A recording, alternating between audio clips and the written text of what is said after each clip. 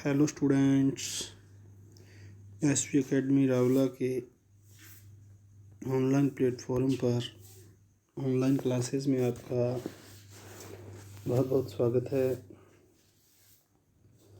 जैसा कि हम पढ़ रहे थे कक्षा 11 की अनिवार्य हिंदी पुस्तक आरूह का लेसन नंबर 11 गलता लोहा, और इसमें हमने पढ़ा था कि किस प्रकार से धनराम की मंदबुद्धि रही और किस प्रकार उसके मन में बैठा हुआ डर, जैसे पूरे दिन घोटा लगाने के बावजूद भी, रटने के बावजूद भी वो 13 के पहाड़ी को याद नहीं कर पाया। और जब छुट्टी होने के समय उसे दोबारा पहाड़ी सुनाने का कहा गया तो तीसरी चौथी सीढ़ी तक पहुँचते पहुँचते फिर वो भूल गया और उसमें उसे अब डंडी की बजाय चाबुक की मार सहनी पड़ी। और फिर किस प्रकार वो धीरे धीरे अपने पिता के काम में हाथ बंटाने लगा। और मास्टर त्रिलोक सिंह तो उसे दंडित करने में अपनी पसंद का बैंच चुनने की छूट देते थे, परंतु वह अपनी दुकान पे यानी कि गंगाराम इसका चुनाव स्वयं करते थे। और जरा सी गलती होने पर छड़ बैंत हत्था जो भी हाथ लगता उसी से उसका अपना प्रसाद देते थे, यानी कि उसको दंडित करते थे।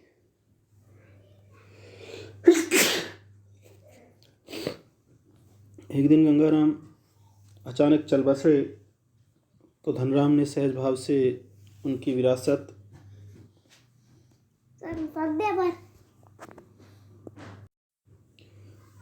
किस प्रकार प्रसाद दे देते थे। और एक दिन गंगाराम अचानक चल बसे तो धनराम ने सहज भाव से उनकी विरासत संभाल ली और पास पड़ोस के गांव वालों को याद ही नहीं रहा कि कब गंगाराम के ऑफर को धनराम का ऑफर कहने लगे थे। तो यहाँ तक हमने इसको पढ़ा था, तो उसके आगे पढ़ते हैं कि प्राइमरी स्कूल की सीमा लांघते ही, यानी कि प्राइमरी शिक्षा पूर्ण करते ही मोहन ने छात्रवृत्ति प्राप्त कर ली। प्राइमरी स्कूल की सीमा लांघते ही मोहन ने क्या किया, छात्रवृत्ति प्राप्त कर त्रिलोक सिंह मास्टर की भविष्यवाणी को किसी हद तक सिद्ध कर दिया। यानी कि प्राइमरी स्कूल की सीमा लांघी, यानी कि प्राइमरी स्कूल की शिक्षा उसने पूर्ण की और फिर मोहन ने छात्रवृत्ति प्राप्त की। तो मास्टर त्रिलोक सिंह की जो भविष्यवाणी थी वो किसी हद तक सच होती हुई साबित हुई, किसी हद तक सिद्ध कर दिया।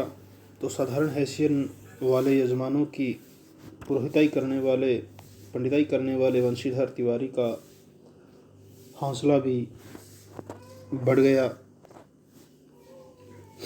और वे भी अपने पुत्र को पढ़ा लिखा कर बड़ा आदमी बनाने का सौपन देखने लगे।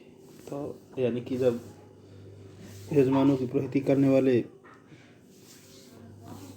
वंशीधर तिवारी का भी हौसला बढ़ा और वे भी अपने पुत्र को पढ़ा लिखा कर बड़ा आदमी बनाने के प्रयास में लगे। पीड़ितों से चले आते पैतृक धंधे ने उन्हें निराश कर दिया था, मायूस कर दिया था। दान दक्षिणा के बूते पर या दान दक्षिणा के माध्यम से वे किसी तरह परिवार का आधा पेट भर पाते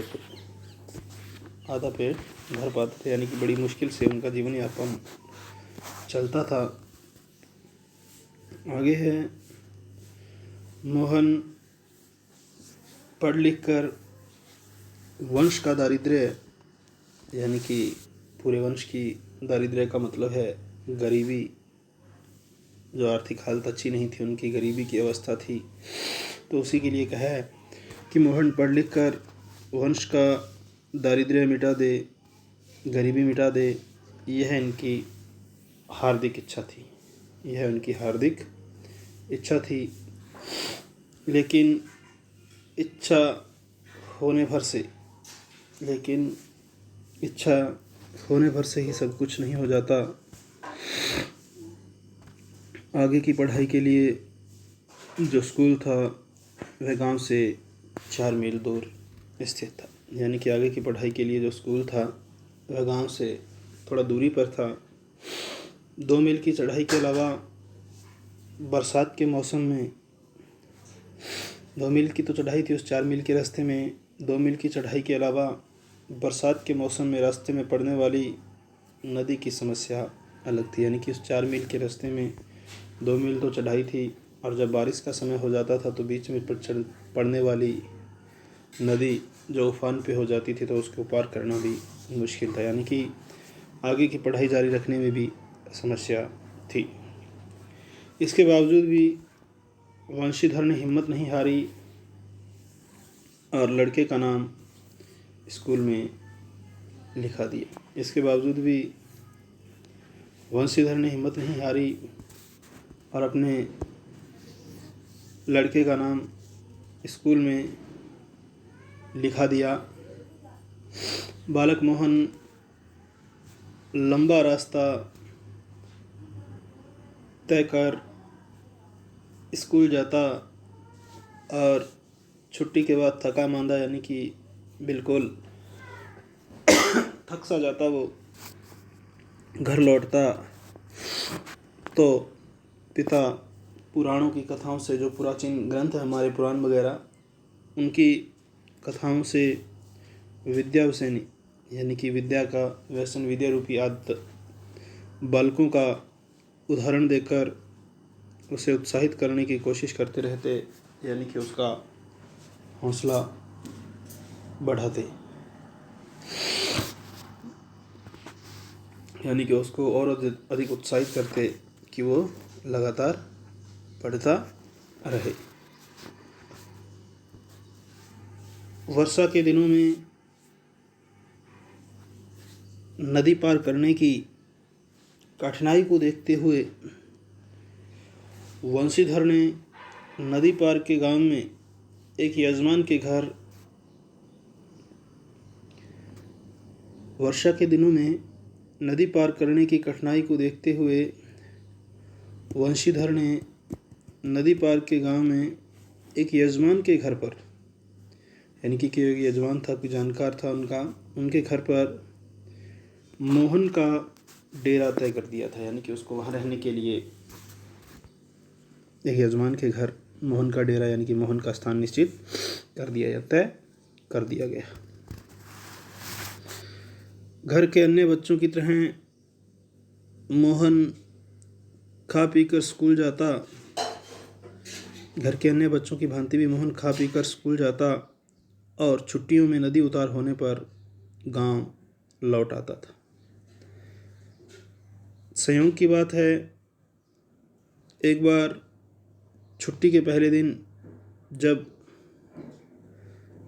नदी का पानी उतार पर ही था, यानी कि संयोग की बात है कि एक बार छुट्टी के पहले दिन जब नदी का पानी उतार पर ही था, यानी कि नदी का पानी लगातार नीचे उतर रहा था और मोहन कुछ घसियारों के साथ, घसियारों का मतलब होता है जो घास काटने वाले होते हैं उनको घसियारा कहते हैं, और मोहन कुछ घसियारों के साथ नदी पार कर घर आ रहा था तो पहाड़ी के दूसरी ओर भारी वर्षा होने के कारण अचानक नदी का पानी बढ़ गया। तो अचानक नदी का पानी क्या हुआ, बढ़ गया। पहले नदी की धारा में झाड़ जंखाड़ और पात पतेल यानी कि झाड़ जंखाड़ और पत्ते वगैरह, पतेले आदि आने शुरू हुए तो अनुभवी घसियारों ने, जो घसियारे थे घास काटने वाले वो बड़े अनुभवी थे, घसियारों ने तेजी से पानी को काटकर आगे बढ़ने की कोशिश की। घसियारों ने तेजी से पानी को काटकर आगे बढ़ने की कोशिश की, लेकिन किनारे पहुंचते न पहुंचते मटमैले पानी का यानी कि मिट्टी में मिला हुआ पानी यानी कि मटमैले से रंग का मटमैले पानी का रेला उन तक आ ही पहुंचा। वे लोग किसी प्रकार सकुशल यानी कि अच्छे तरीके से कुशलतापूर्वक इस पार पहुंचने में सफल हो सके। इस घटना के बाद वंशीधर घबरा गए और बच्चे के भविष्य को लेकर चिंतित रहने लगे। यानी कि इस घटना को जब उन्होंने देखा सुना तो वो घबरा गए, और इस घटना के बाद वंशीधर जब घबराए और बच्चे के भविष्य को लेकर भी वो लगातार चिंतित होने लगे, यानी घबराहट होने लगी, चिंता रहने लगी। आगे है, बिरादरी के एक संपन्न परिवार का युवक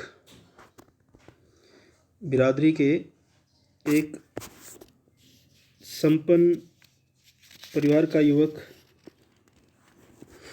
रमेश उन दिनों लखनऊ से छुट्टियों में गांव आया हुआ था। तो बिरादरी के एक संपन्न परिवार का यानी कि उन्हीं की बिरादरी का था। तो एक संपन्न परिवार का युवक रमेश उन दिनों लखनऊ से छुट्टियों में गांव आया हुआ था। उन्हीं गांव के था, उन्हीं बिरादरी का। बातों बातों में वंशीधर ने मोहन की पढ़ाई के संबंध में उससे अपनी चिंता प्रकट की। तो बातों ही बातों में वंशीधर उनसे मिले और बातों ही बातों में वंशीधर ने मोहन की पढ़ाई के संबंध में उससे अपनी चिंता प्रकट की कि मुझे अपने बालक को पढ़ाना है। तो उसने न केवल अपनी सहानुभूति जताई, उसने अपनी सहानुभूति हामी भरी उसने, बल्कि उन्हें सुझाव दिया, राय दी कि वे मोहन को उसके साथ ही लखनऊ भेज दें। तो और उसने सहानुभूति भी जताई और सुझाव भी दिया कि वे मोहन को उसके साथ ही लखनऊ भेज दें, वहीं जाकर उसकी पढ़ाई जारी करवा दी जाएगी। घर में जहाँ 4 प्राणी हैं, एक और बढ़ जाने में कोई अंतर नहीं पड़ता। तो फिर उसने ये भी कहा कि घर में 4 प्राणी हैं, यदि एक और बढ़ भी जाएगा तो इससे कोई अंतर नहीं पड़ता, कोई फ़र्क नहीं पड़ता, बल्कि बड़े शहर में रहकर वह अच्छी तरह पढ़ लिख सकेगा। वह बड़े शहर में रहेगा तो अच्छी तरह पढ़ लिख भी सकेगा, यानी कि उसकी पढ़ाई बढ़िया तरीके से वहाँ हो जाएगी। आगे है,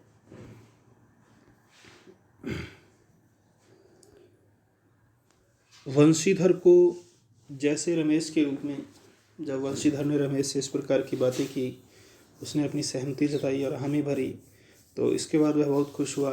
तो वंशीधर को ऐसा लगा कि जैसे रमेश के रूप में साक्षात भगवान मिल गए। यानी कि जब उससे इस प्रकार की बातचीत हुई पढ़ाई से संबंधित और उसने हामी भरी, उसने हाँ भर दी, तो वंशीधर को ऐसे लगा कि जैसे रमेश उसके लिए एक भगवान सा ही मिल गया है। उनकी आंखों में पानी छलछलाने लगा, उनकी आंखें आंसुओं से भर आई। भरे गले से केवल इतना ही कह पाए, और भरे गले के साथ केवल इतना ही कह पाए कि बिरादरी का यही सहारा होता है, कि अपने समाज का, अपनी बिरादरी का, अपनी जाति का यही सहारा होता है। यानी कि बहुत ही ज़्यादा वो अंदर ही अंदर प्रसन्न हुए। छुट्टियाँ शेष होने पर रमेश वापस लौटा। तो माँ बाप और अपनी गांव की दुनिया से बिछुड़कर सहमा सा मोहन भी उसके साथ लखनऊ आ पहुंचा। यानी कि जब रमेश की छुट्टियां समाप्त हुई और वह वापस लौटा, तो माँ बाप और अपनी गांव की दुनिया से बिछुड़कर सहमा सहमा सा कौन, मोहन भी उसके साथ लखनऊ पहुंच गया, यानी कि वह भी लखनऊ उस रमेश के साथ आ पहुंचा। अब मोहन की ज़िंदगी का एक नया अध्याय शुरू हुआ। अब मोहन की ज़िंदगी का एक नया अध्याय, एक नया लेसन शुरू हुआ। घर की दोनों महिलाओं, जिन्हें वह चाची और भाभी कहकर पुकारता था, अब मोहन की ज़िंदगी का एक नया लेसन, एक नया अध्याय, एक नया चैप्टर शुरू हुआ।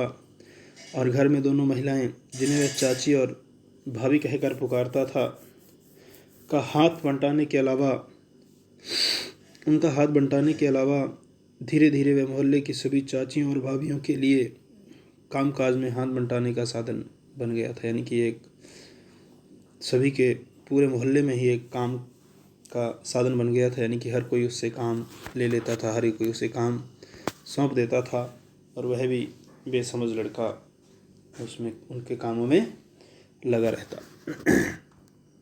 तो कैसे कोई कहता, मोहन थोड़ा दही तो ला दे बाज़ार से, मोहन ये कपड़े धोबी को तो दे आ,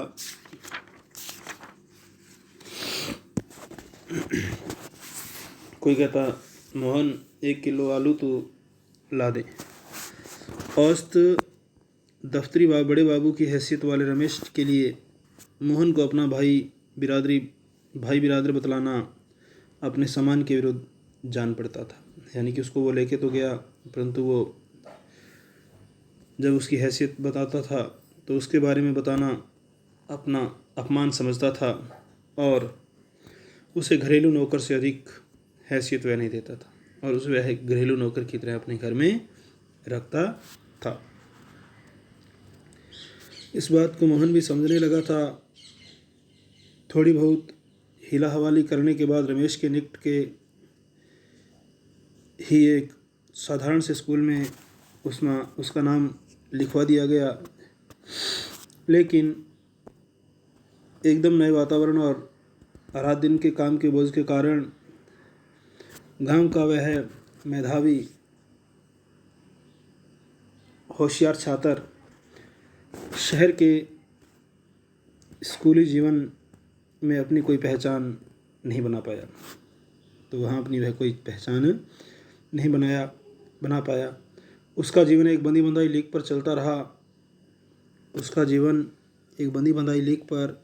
चलता रहा। साल में एक बार गर्मियों की छुट्टियों में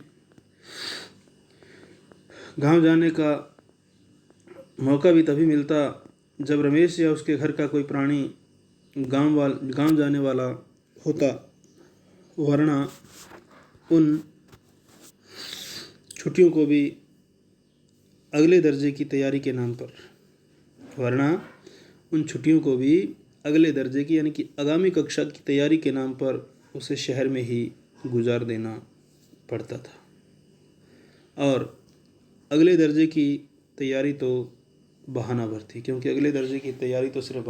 क्योंकि रमेश और उसके अड़ोसी पड़ोसी उसे नौकर की हैसियत से देखते थे और उससे बहुत ज़्यादा काम करवाते थे। तो इसीलिए कह रहा है लेखक कि अगले दर्जे की तैयारी तो सिर्फ बहाना भर थी। सवाल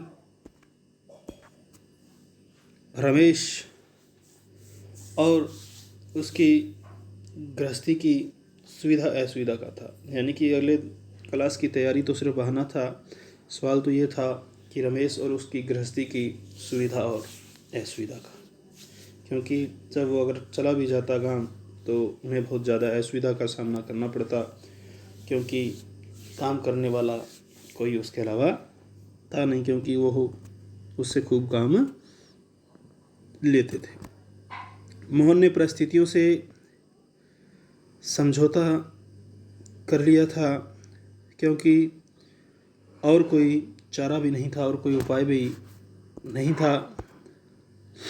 घर वालों को अपनी वास्तविक स्थिति बतलाकर वह दुखी नहीं करना चाहता था, वह मायूस नहीं करना चाहता था, क्योंकि वंशीधर उसके सुनहरे भविष्य के सपने देख रहे थे, क्योंकि वंशीधर तो उसके सुनहरे भविष्य का सपना देख रहे थे। तो आज के लिए स्टूडेंट्स इतना ही। आगामी जो अंश इसका बचा है उसको हम आगामी ऑनलाइन क्लास के दौरान पढ़ेंगे। तो आज के लिए स्टूडेंट्स इतना ही। बहुत बहुत धन्यवाद। जय हिंद, जय भारत।